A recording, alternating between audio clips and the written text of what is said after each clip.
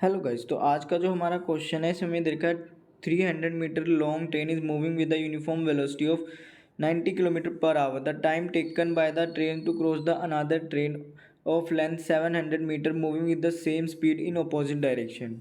और यहाँ पे गाइस हमें चार ऑप्शन दे रखे हैं। तो गाइस पहले हम क्या करेंगे, हमें जो ये ट्रेन दे रखी है 300 मीटर, इसको मैं मान लेता हूँ फर्स्ट ट्रेन।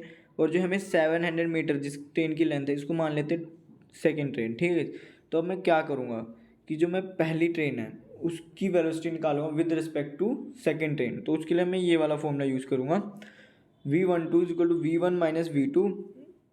तो हमें क्वेश्चन में कह रखा है कि जो सेकंड ट्रेन है वो भी यूनिफॉर्म वेलोसिटी से मूव कर रही है और उसकी वेलोसिटी हमें बोल रखा है 90 किलोमीटर पर आवर। ठीक है, तो V1 की जगह रख दूँगा 90 किलोमीटर पर आवर और इसके जो मोशन की डायरेक्शन है इसको मैं लूँगा पॉजिटिव।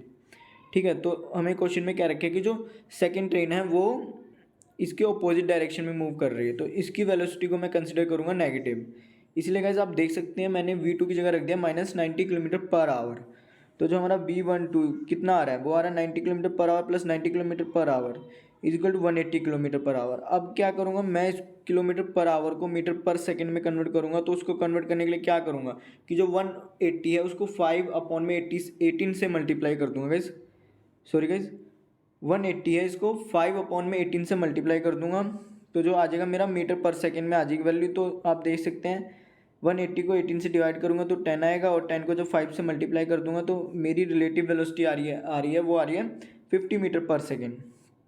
अब गाइज हमें क्वेश्चन में क्या बोल रखा है कि क्रॉस करने में कितना टाइम लगता है। ठीक है, तो गाइज आप देखिए, मान लीजिए ये हमारी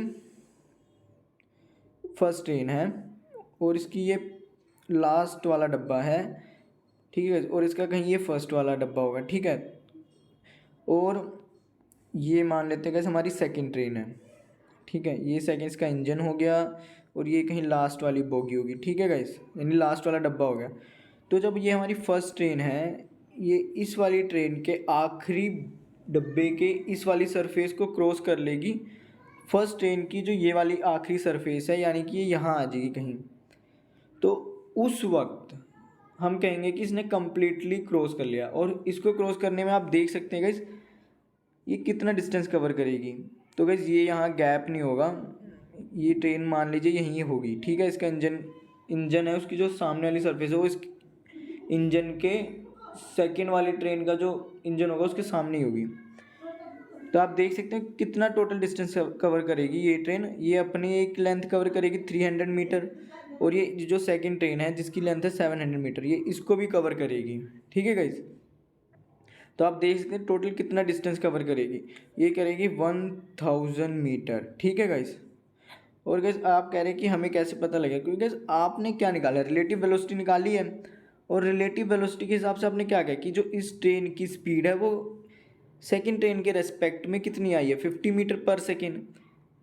यानी कि सेकेंड ट्रेन में अगर कोई बैठा होगा इसके इंजन में तो उसको क्या लगेगा कि जो फर्स्ट ट्रेन है वो उसकी तरफ 50 मीटर पर सेकेंड की स्पीड से आ रही है।